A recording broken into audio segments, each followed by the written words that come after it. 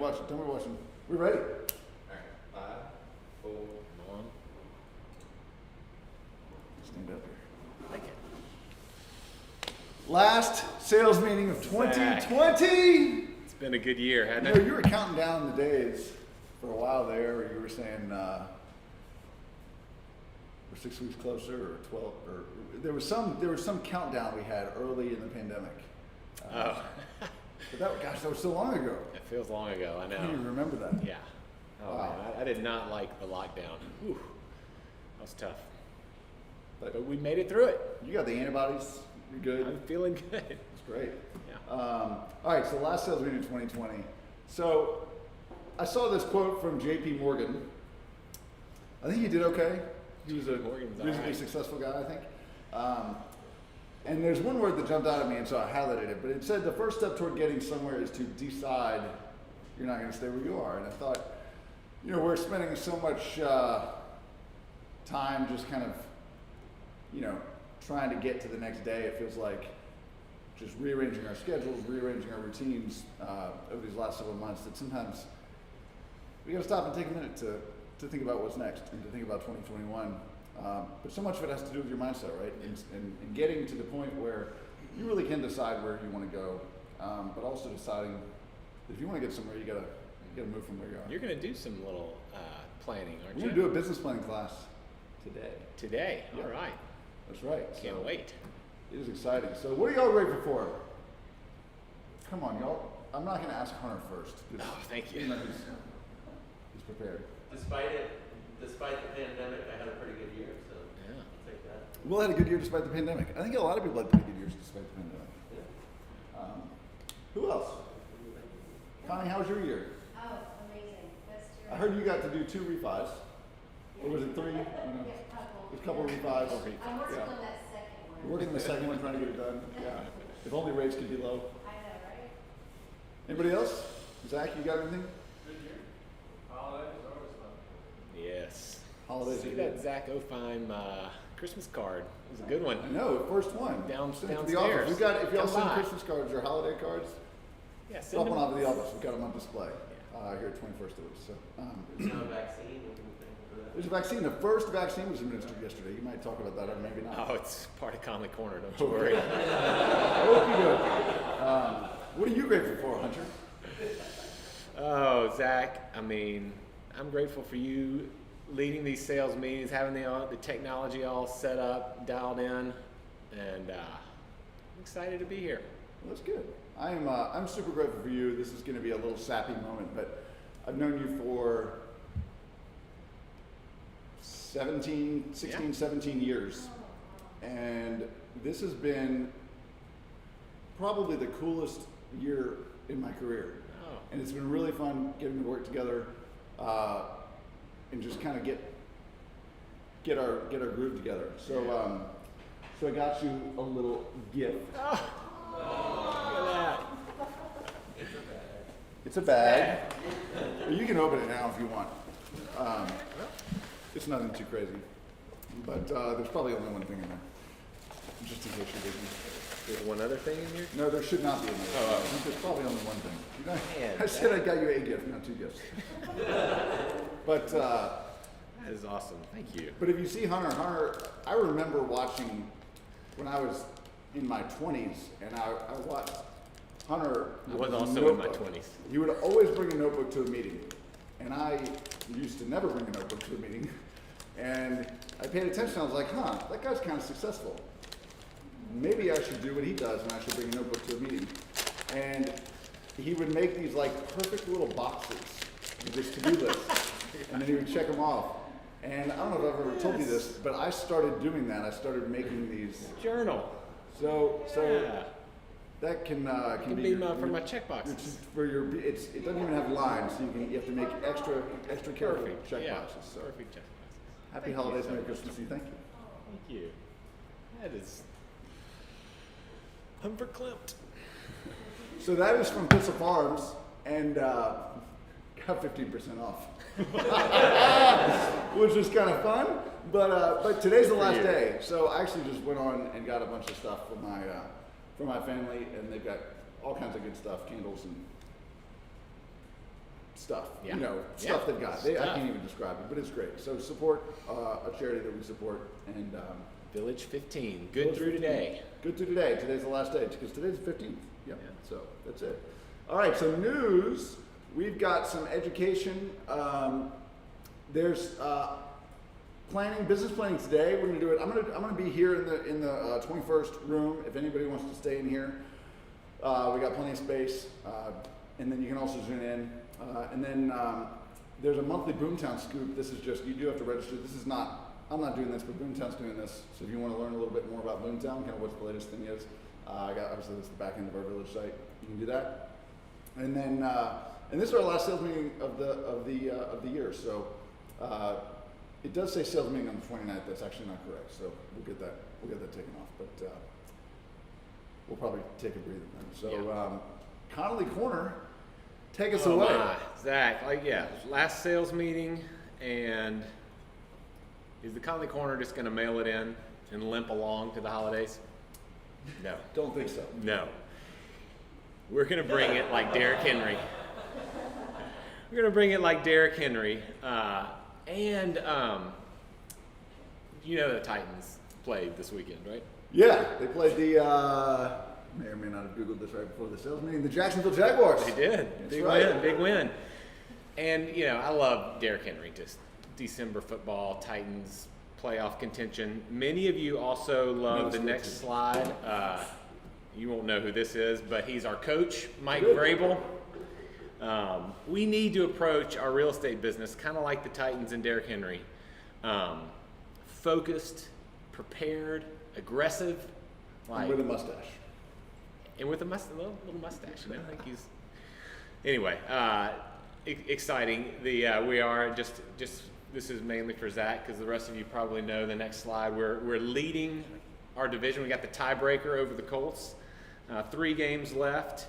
I know you struggled last night. Monday Night Football, deciding who to cheer for between the Ravens and the Browns. It's a nail biter.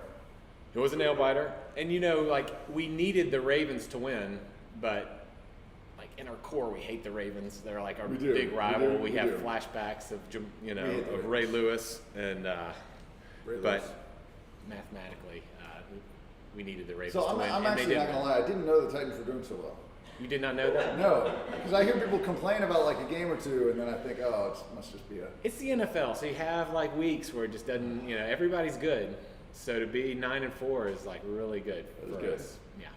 And, Looks like the Jaguars are struggling a little. and not to get too much football, but this is a village connected story. Vanderbilt hired Clark Lee, Okay. Nashville native, and brother of a village agent, Eva Lee, on David Doris's team. Very cool. New head football coach, so it's exciting. And besides that, I'm really excited as a Vandy fan.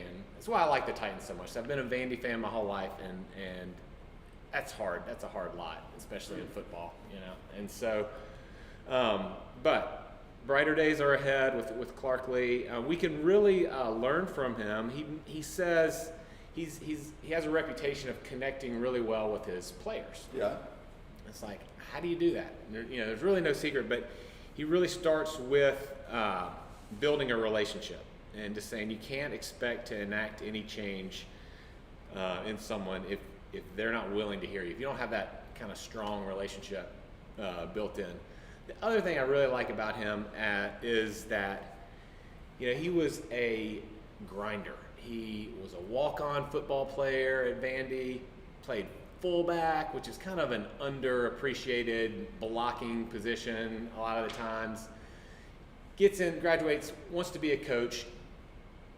That's a tough lot. He's in college coaching. He goes from, has a graduate assistant job at UCLA, South Dakota State, Bowling Green, not the one in Kentucky, but the one I think in Ohio. These smaller programs. He finally kind of gets on with the staff at Wake Forest, he's been the defensive coordinator at Notre Dame for the last 3 years and has the best ranked defense in the country now. So just that kind of persistence and setting a goal and, having some ups and downs where, he was at UCLA and then the next thing he's at South Dakota State and Bowling Green. It's like those were probably some Yeah. years where he really questioned what was going on, but he had a plan and kind of stuck with it. So And that's cool. So that's Eva's brother. yeah, No wonder she's so consistent. And yeah. wow, that makes sense. All right, vaccine. We got it yesterday. The Yesterday. first people vaccinated. It's a 2-dose. This is the Pfizer one. Okay. Moderna's coming. Should get approved this week. And so, as we know, that the approval is going to be targeted for first responders, healthcare workers, and also the elderly. So you get one shot, and then you have to get the second dose 3 weeks later. Okay. You still store it. I mean, this is the one you store in like minus 74 degrees. Yeah. So there's a whole lot, but it's really nothing short of remarkable that really we knew nothing about this, a year ago, and to have a vaccine approved, it kind of gives me some, you just get so disillusioned with like our politics and can we get anything done? And so this was really important to get done, obviously, and to be able to get it done so quickly. No specific safety concerns. Pfizer ran tests on about 44,000 people, and the efficacy was consistent across age, gender, race, ethnicity. No side effects really, other than just like your normal, maybe a mild swelling. It sounds like some people might feel kind of bad for a day, but it's not. Yeah. Yeah. It's just like getting the flu shot. Yeah. People have that reaction sometimes, but That's fascinating. I mean, if you think about it, we get a listing, right? And we've got a timeline. We've got a listing agreement, and then we have a timeline of when our sellers have to move by, or their goal. And we got to come up with a plan. All right, we got to get this thing done by then. I just would love to be a fly on the wall in one of these, any of these companies where, the leaders are saying to this team, all right, we got to invent a vaccine. yeah. Like by tomorrow. Yeah. I mean, by a few months from now. That's wild. Yeah.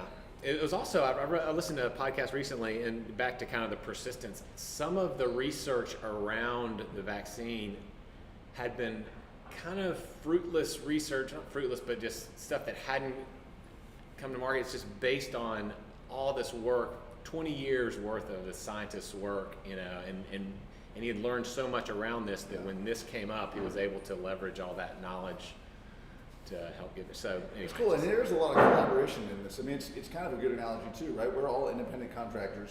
We all have our own little businesses, our own little drug Scientists, companies, yeah. right? But in order to get things done, all these companies collaborated. They shared research, they shared information, and they to try to ultimately help everybody. yeah. And that's what we do. I think that's when we can do that well. It's really good for everybody. Yeah. So nothing huge this week in the markets. I will note two things. One is that the Russell 2000, which is broader than obviously the S&P 500, Okay. has been outperforming the S&P 500 recently. And that's actually a good thing, just to have a broader participation versus just a few of the largest companies. So I thought that was good news. The S&P 500, you said, is weighted with the bigger- Weighted heavily on with the bigger companies, yeah. But also the global European Central Bank expanded its pandemic stimulus, $600 billion to prop up Europe last week. Here in the U.S., we do not have a COVID deal yet. The Senate is expected. There's a temporary funding bill that's supposed to expire this Friday, so hopefully lawmakers can get together and strike a deal before then. And then just a little bit of politics. You know what that is? It's a blue and red striped state. Which state? I knew you were going to ask for that. Is that, gosh, What state is politically important right now? is that Michigan? Close. Georgia. Georgia.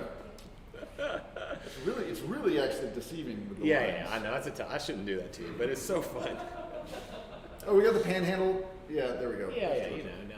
But it's also, we've got the two Senate races that early voting started yesterday. The election is January 5th, and it's kind of an unprecedented stakes. I mean, the two races, if Republicans win either one of them, then we'll have that divided government Right. that people seem to have liked over the last few years.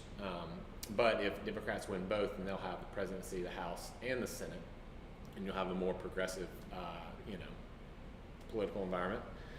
So lots at stake. It's drawn more money from corporate America than any Senate election in history. Like I said, that's keep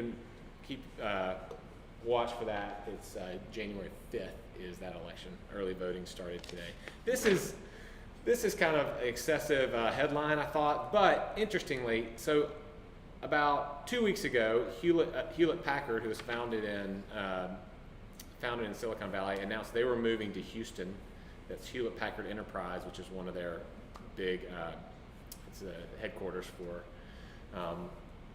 I think it's like their enterprise server division. Mm-hmm. Anyway, but then also Oracle announced they were moving to Austin last week, and then Elon Musk is personally moving out of California from Silicon Valley. And then there's just this feeling amongst a lot of people and innovators, that Silicon Valley has been known to be this hub of innovation, but that just kind of the stifling restrictions and government overreach. It's been an increasingly burdensome regulatory environment. One example that Elon Musk said was that he struck a deal with Texas to build a battery factory, a gigafactory right outside of Austin. Mm-hmm. Strikes a deal, and then within weeks, construction's underway. And he's like, that would take like 5 years of entitlement negotiation with California to get something like done. It's just so just Wow. being business friendly, not to mention just there's a significant tax difference, and so living in California can be burdensome in terms of that. I'm not just picking on California, but it's just worth noting kind of some of the factors that are really at play when companies are moving. Tennessee is an example of a state without an income tax that's attractive to businesses for that reason. Anyway, just thought that was interesting. Another one is the same trends happening in financial services, and it's really taken a toll on New York as people can work from anywhere, especially like investment bankers. You used to think like, we got to get face to face and around the boardroom table. Not so much anymore, and so people are wanting to move to warmer climates or more tax-friendly climates like Florida. And so Ken Moelis and Company are moving his headquarters to, or allowing his bankers to live wherever they want. And then Goldman Sachs is also searching Florida currently for a headquarters of their asset management division. So it's a big slug. I still do feel like there's I question this a little bit because it feels like there's still so much power in being physically together, right? Yeah. I mean, when you're just around me, was it Yahoo tried to do this 10 years ago and they implemented a work from home policy and then they shut it down. Yeah. It was just like, it just wasn't as productive and effective. And of course it's a balanced quality of life for your employees, employee retention, things like that. But Yeah. I think obviously we're a little bit blessed in the real estate business. We can be a little more flexible and choose that, but I just think there's so much more collaboration and idea generating that happens in person. Yeah, I love it. Zoom I fatigue. love seeing people. Yeah. It's those like casual interactions that you miss out when you're just doing Zoom calls. Yeah, totally. Um, And jokes. Don't try to joke over Zoom. no, It doesn't work. my They jokes fall are bad flat. enough. Delay. Somebody's on mute when they're laughing, and you don't think they laughed. I wouldn't know, but somebody told me that. But stories like this are leading to Manhattan rents going down 15%. Wow, 15%. Yeah. 15%. I mean, with 16,000 units available in Manhattan. It's multifamily residential, so we're not talking about commercial space, but Yes, multifamily apartments, basically. 300,000 New York City residents filed for a change of address request from March 1st to October 31st. Meaning like, hey, their companies are working, I can work from anywhere. I'm going to go back home or I'm going to go, So 300,000. I thought that was fascinating. All right, local news. Nashville, one of the 15 best places in the nation for female entrepreneurs. I love that. That's awesome. They analyzed the country's biggest regions, factors that were being judged on percent of women who owned businesses, startup early survival rate, and the women to men pay ratio. And Nashville jumped to 15 from number 19 in 2019. It's good. Home sales, you'll get into this in a little bit, but up 14% in November. So we know kind of what's driving that. Lack of inventory, still strong demand. But 14% in November. We were at 17% year over year in September and October. So it's been a really healthy market price-wise since May when we were shut down. And then lastly, just to be aware of, the council is considering a transit plan, and this is basically the need to approve a plan in order to go get funding. So basically Nashville is not saying we're ready to build a plan, but we need to have a plan in order to go get some federal money or some state money. They want to know what you're going to use it for. And if you remember, we had this is only 3 years ago, and I think 2 or 3 mayors ago. The bus rapid transit, was that 3 years ago? It wasn't just bus rapid transit. Well, this was Megan Barry's plan. That it was a $5 billion plan. It was going to have underground tunnels downtown, and I was thinking there's been so many different plans. I was thinking about the one before. Yeah, 26 miles of light rail. That was that plan. So this is a new plan, more focused on just the what they call the meat and potatoes issues: improved bus services, addressing the backlog of sidewalk and infrastructure work, dedicated rapid bus transit along Murfreesboro Pike, North Nashville, and Green Hills. So just some of those meat and potato type. Yeah. So what products. what caught y'all's ear on that transit? Sidewalks? That was cool. I never thought of sidewalks as part of a transit plan, but that's pretty cool. Helps neighborhoods, helps. And then interconnectivity. Real quick, if you do want to go learn more about it, there's an organization. It's called the Transit Alliance in Middle Tennessee. You can Google it. But if you're curious about transit, if you want to talk to your clients in a more educated way about it, go there and you'll get up to speed. Yep, this just came out yesterday. Where's the windshield? Well, so this is Amazon-owned Zoox, Z-O-O-X. Okay. Unveiled their first electric robo-taxi. It has no steering wheel, no dashboard. It's omni-steering. It's driverless, but it's not commercially available just yet. But it's getting really close. And their vision is to have a bunch and you can see. I don't have an interior picture, but basically, if it crashes, every seat has encloses the passenger in airbags. If it crashes, you just get a big hug. Yeah, get a big hug.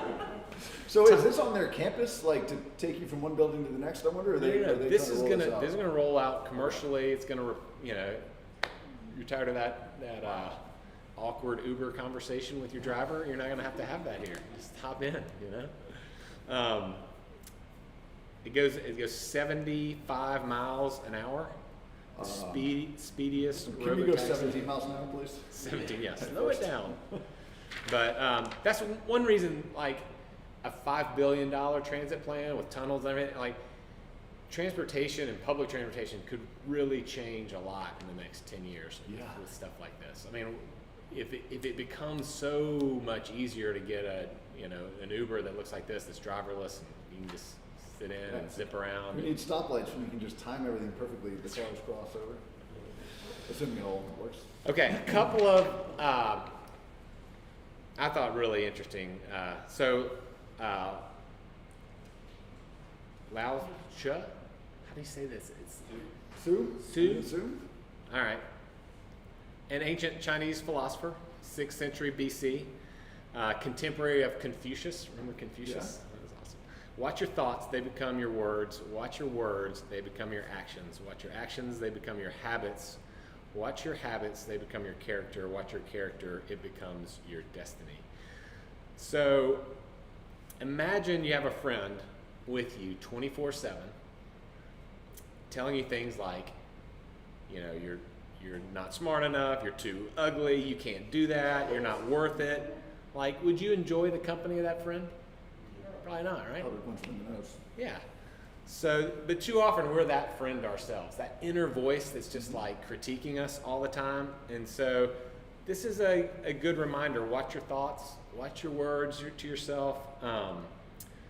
You know, you're the only person who you'll be with forever, you know? So make sure you're getting along well with yourself and be your own cheerleader instead of your own critic. I like that. You're the only person you'll be with forever. Yeah. That's good. So we talk about this in Ninja talks a lot about this too, right? If you've been through the affirmation process, and it's a little bit kooky, but the whole point of that is to change your thoughts, is to change your belief system, because we have this thing in our head that, you know, our brain. Yeah. that probably shouldn't call that a thing in our head, but yes, we have our brain and our belief system, and that's formed. I mean, you can, you know, talk to psychologists and whatnot, but that's formed, you know, in childhood and through every experience you have, and it sticks with you. And it's really hard to change. But this affirmation process of writing something down, a statement, in the future, but putting it in the present tense, can ultimately kind of psych out your brain and change that belief system to believe that what you think is impossible is possible, or change your thoughts about yourself or other things. Pretty fascinating. I challenge you to do it. Yeah. Well, the next one's related to this. 14th century poet Hafez, the words you speak become the house you live in. So again, it's the power of our words to ourselves. If you tell yourself you're thinking something, you're probably going to. It's just crucial to use the words. Stop saying I can't, if only, I must, and replace them with I will, I choose to, or let's look at this another way. Thought that was good. And then finally, We have a little rule in my house. My kids, I don't like. I told them they can't. I said they can't, said they can't. Should probably change that. But anytime they say I can't do that, I say, let's not say can't. yeah, Let's you know, maybe you haven't learned how to do that yet. yeah. There's always an opportunity. My kid's favorite is they say, "Do you have to go to work today?" I'm like, "I have to. I get to go to work today." No, you know, but doesn't go over as well. But I feel like that's important. I know this. You know who that is? Gladwell, right? He's one of my favorites. If you hadn't read any of his stuff, I would highly recommend. I mean, any of his He's a books. quasi-intelligent guy. Yeah. I mean, they're such a fun read. Be a great if you got some downtime over the holidays. But he makes a point. All of us try to predict the future. We really spend too much time trying to predict, you know, what our customers want, what are our competitors going to do, will this investment property pay off or not, and so the most successful people, he says, there's three words, because he doesn't think, he thinks we do too much overanalyzing, over-evaluation, playing out too many scenarios, and so the key is three words.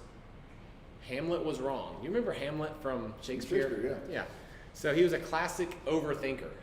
He analyzed and evaluated, pondered, dwelled, just basically made his life miserable. And according to Gladwell, not knowing the future shouldn't hold you back. It should really free you, because no one knows.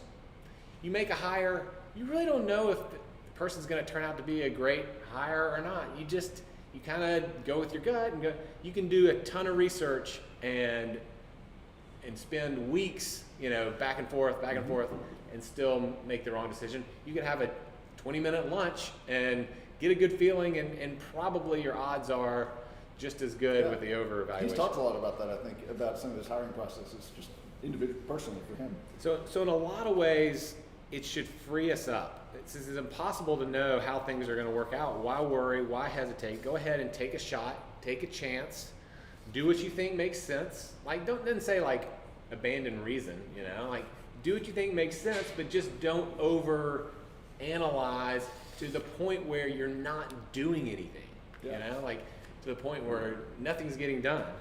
I mean, even some people would say like, hey, if I knew I would get promoted, I would work harder. If I knew I'd get more customers, I'd do more marketing. successful people do the work first, and then if the payoff happens, it happens. But they don't sit there and wait on a guarantee before they take action. That's right. If you do the activities, the results will take care of themselves. I think Henry Ford said, might have been Henry Ford, said, failure is the opportunity to start again more intelligently. Yeah, Right? that's a good way to do it. A little bit of wisdom. All That's right, awesome. that's all I got. Good work, Hunter. Thank you. All right, so little housing market update. Rates counting 2.5%. I think it's ARM's starting down to 2.5%. The ARM's finally catching up. Did to they tick up a little bit over the weekend? We're Um, about the same. that's it. About the same. That's the same. So 2.5%. Again, I say this every week. Please post these things. In your inbox right now is an email that I sent out right before the sales meeting because we had some people say, "Hey, can you share those right around the sales meeting time?" Because sometimes later in the day I forget to post them. So in your inbox, don't leave the meeting just yet, but right when it's done, they'll be there and post those. So this is also cool. So this is, we've gone through this before, but this is the FHFA .gov, which is the Federal Housing Finance Administration. Is that right? And they do what's called the Home Price Index, and it's basically a conglomeration of data based on home sales and appraisal data for all of the Nashville MSA. They do them for all the various MSAs. And so this looks for the last 40 years, from 1980 to 2020. The average appreciation rate over the last 40 years in Nashville was 4.6% per year. It's a good number to remember. And so if you look at the 2019, our appreciation rate was 5%. So that graph over the last few years has been declining, but that doesn't mean that the market's going down. That just means that appreciation is slowing. What's neat though is 5% was pretty good, almost that equilibrium on 4.6. And this year, only the first 3 quarters, so this just came out for the 3rd quarter, so we've made it to 4.8% through the first 9 months of this year. So my sense is we'll probably cross that, Be a little higher. at least the 5.5, maybe cross the 6% threshold. But that's pretty good. That's like a nice, stable. You don't want too, you look at the stuff in the early 2000s. You had some pretty high appreciation and then some drops. So if you look at that kind of the length of that span of appreciation, it was a long time, and then you had some drops. So something to think about. These are also in the market. So how's the market? Davidson County average price up 13.5%, 446,000. This is for November compared to November of last year. Average list price to sale price ratio 99%. So what that translates into for us as listing agents is don't overprice your homes, right? If there's only an average of a 1% negotiating space and you overprice your home, your listing by 5% over the market, what happens? Nobody's coming, right? Ah, that's interesting. That's a good way to think about it. Yeah, so think about it that way, right? Because what our sellers are going to say is, well, let's shoot for the moon. I mean, I see headlines. There's low inventory. There, yada yada, right? The worst thing that can happen is we reduce the price. But because of the low inventory and because of some of the fast sales, when your house is sitting in the market for 6, 8, 10 weeks, what do people think when they see it? Yeah, what's wrong? What's wrong with it, right? So anyway, take a look at the stuff. These are also in your inbox. You can post them. And I would some argue data too. though that realtors sometimes are too slow to reduce prices. Bingo. Way too slow. And we're gonna It's talk that about activity thing. Yeah. It's like, I don't want to. Maybe someone will come, but it's like in your gut, Yeah. you need to do it. Have a tough conversation with your client and say, I think we need to reduce the price. In fact, I would even argue, have that conversation on the front end and come up with a plan and say, don't say, all right, every 30 days we're going to reduce the price. Say, if we don't get a bite after a week or 10 days, let's make an adjustment. If we go another 6 days, let's make an adjustment. And we're going to talk about that in a second. Oh, cool. We've got some neat data to show you. So where you can find those graphics again, VRES Market, you log in there, click on marketing, how's the market, click on whatever, and we got these for a variety of counties, and then you can just download the square version of the postcard. Got a question. Oh, we got a question in the Data chat. story. What is the best way to look up condo sales information, specifically to compare this time last year? So this time last year, you can use either Trend Graphics or the info sparks through Real Tracks. But whoever asked that, feel free to give me a shout. Why don't we put a I'll- link in the summary? We can do that. We can do that. Feel free to give me a shout and I can show you how to do that. But it's pretty easy. So some tools. This is not really a tool, just a reminder. Dues reminder. Don't forget, pay those by the end of the year. And then your realtor dues. 40X. We had so everybody's been wrapping up this week. This week and next week are kind of our 40X wrap-ups. We had so much success. It is really awesome to see. So we're going to do this again next year. We're going to start in February. We're going to take 6 or 8 weeks off just to give everybody a little break, and then we're going to dive in again. So if you're interested in doing this again, Put that into your plan. let your group leader know. Whatever Put that in your level you're business at, plan. whatever level you're at, it's going to It help. really is. It's whatever level you're at. It's been a really fun way of connecting, and there are a lot of people in this room that are doing well. You've got some pretty good stories. Ready to get that sale, but it's coming. So, and then just a reminder: the actions we take today will define the results we achieve tomorrow. It's funny. This is like the theme today. Yeah, I know. We We're said it really 16 big on- different ways, but it's the same. It's the same information. All right. So a few tips. Why are your listings sitting? So that you'll hear this. Like, I keep hearing the market is hot. Why is our house not selling? You told me the comps are selling in less than a month. We've been in the market for 3 months. Guess whose fault they think it is? Right? They think it's your fault. But the reality is maybe it is your fault. Maybe you helped. You weren't clear enough on the front end, or maybe you didn't come up with a good plan. So I want to talk about the 3 reasons why a house sells or doesn't sell. So you're doing I know you said Black Friday is not really the best time to shop, but you've gone holiday shopping or just shopping in general before, right? And so you don't necessarily just always buy the first thing you see.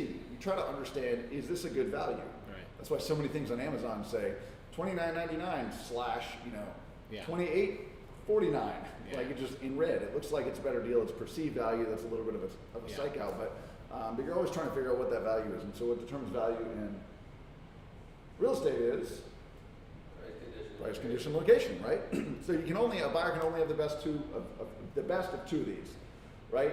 If you have the most incredible location and it's the most beautiful house, you're not getting a steal on it, right? You're paying top dollar, right? And so if it's beautiful house and it's just a really good price, it's lower than all the comps, well, maybe the location's not so great. So you're always taking a sacrifice on one of these things.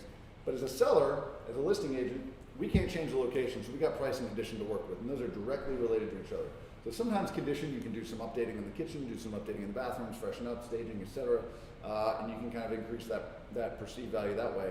But at the end of the day, price is real, and so I think we just all, and this is a constant struggle because no matter how many tools and estimates that come out, it's always kind of a psychology game of what do we think the buyer is going to get a feel when they walk in this house? Are they going to feel like it's the right place for them? So these are in the listing consultation package, but I just wanted to run through them because it is a good reminder. There are so many headlines that say things are moving quickly, but then I talked to a lot of agents. They're like, "Gosh, my house just it's not moving. I don't know what can I do?" And so if you look at the data, the most activity, as you just said, the most activity happens in the first few weeks that a house is in the market, right? And so that is your prime time to sell it. So if you're misaligned in one of these things when you launch out of the gates, you got a problem, right? Hands down, you got a problem because if you chase the market and you start up right here and you say, "Oh, we'll just price it," again, 1% list price to sell price ratio on average. If you price it 5 or 8% over the market, people look at it. All that activity, all those showings happen, and they say, it just doesn't seem quite right. It's a cute house, but I don't know. Let me know if they drop the price. So comes down, a month later it comes down, a month later it comes down. This is kind of the traditional model that real estate agents do.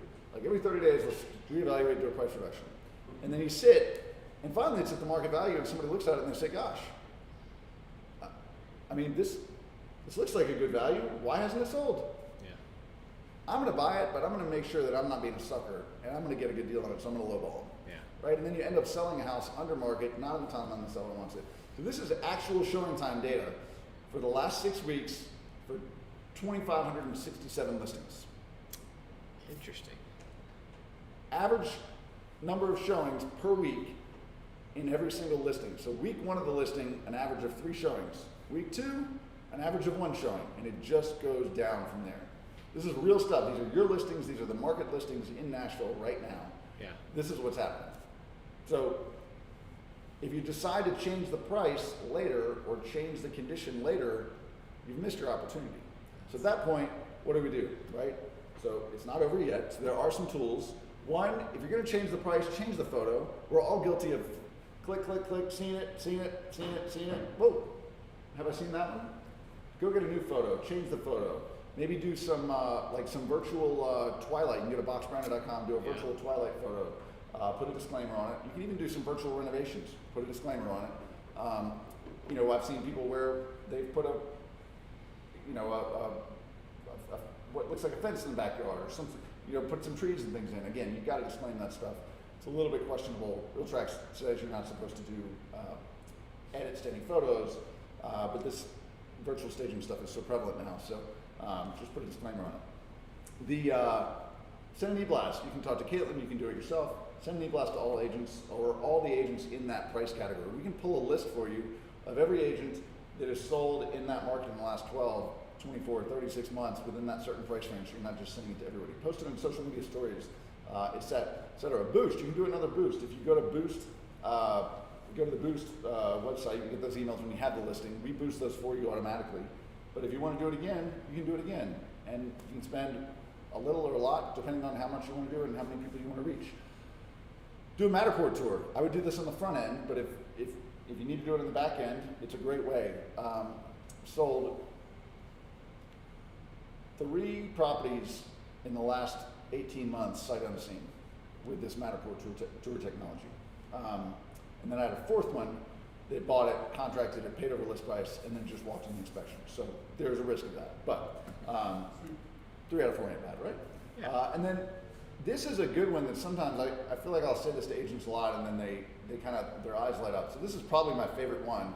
I put that last, but get showings for competing listings. So if you didn't, you know, let's say you see a competing listing that's under contract, call that agent and say, hey, congratulations. Who showed your list? Who was interested? Did you have multiple offers? Somebody not win, especially before you get your house on the market. You know, if it's in coming soon status, call them and send that listing to them as coming soon. Try to fill up your pipeline that way, because chances are what usually happens is, for whatever reason, that agent, I'd say 70-80% of the agents that showed the competing listing have not shown yours yet. Try to understand That's why. really pretty cool. There's no Zestimate that can teach you how to do that. That's just getting, again, picking up the phone, interacting. That's why our agents are, you know, we are each other's best resource. So just a little, this was just like a virtual twilight thing. I think most of you know how to do that. But again, Box Brownie is one way to do that. So Teddy sent out an education survey yesterday. Please take this. It shouldn't take that long. It just lets you rank some of the education. Even if you didn't take any education, rank it. There's also some sales meeting feedback. If you think that Hunter dresses funny in the sales meetings, just tell him, because it's important. It's a good place to do it. But ultimately, we want to keep bringing you good content. Yeah.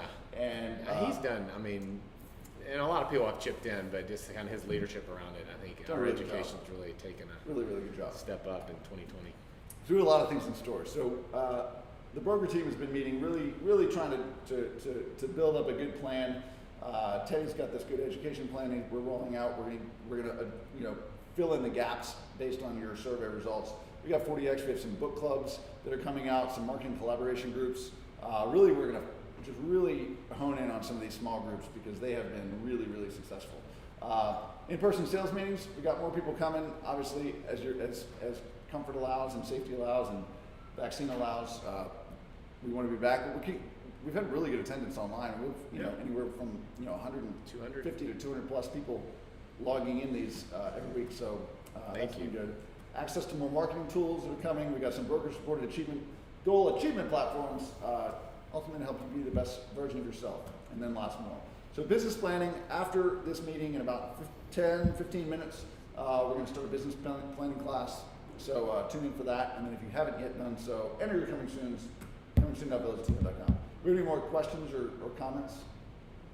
We're trying to watch the chat, so if y'all have a question, chat away. But that was good. Thanks, y'all. Yeah. Happy 2020. end of 2020. We'll see you back in the beginning of 2021. Can't wait. Stop by the office, say hello, and Finish strong. thanks for everybody for just being great. Woo! It's been